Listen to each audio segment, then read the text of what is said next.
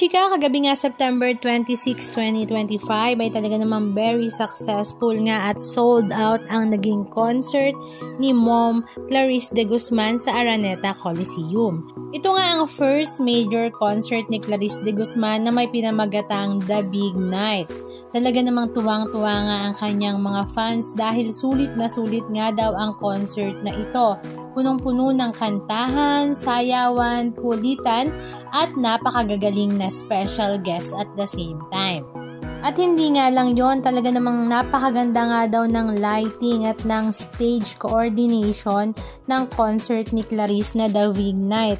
Talaga namang kuhang-kuha nga daw ang atensyon ng mga manonood. At ito nga ay dahil sa kanyang direktor na si John Prats. At ang kanya namang mga special guests ay talaga namang hindi rin matatawaran sa galing.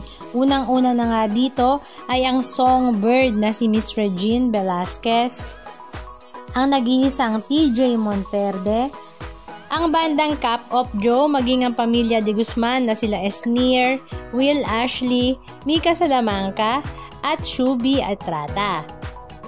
At syempre hindi naman mawawala sa kanyang special guest ang kanyang nag-iisang producer na talaga namang nagtiwala nga sa kanya noong una pa lang, kaya naman nagkaroon nga siya ng concert. At ito nga ay si Meme Vice Ganda. Halika at panoorin natin ang ilan sa mga video clips ganap na kanilang ibnahap.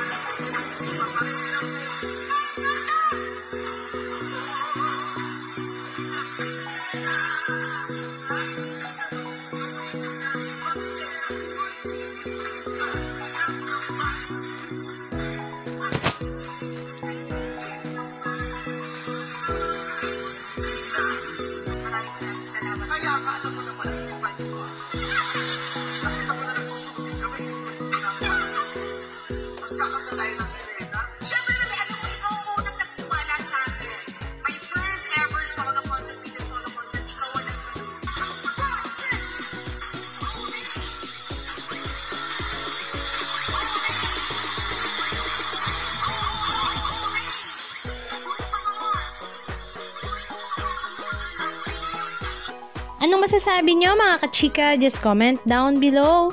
And please don't forget to subscribe. Thank you!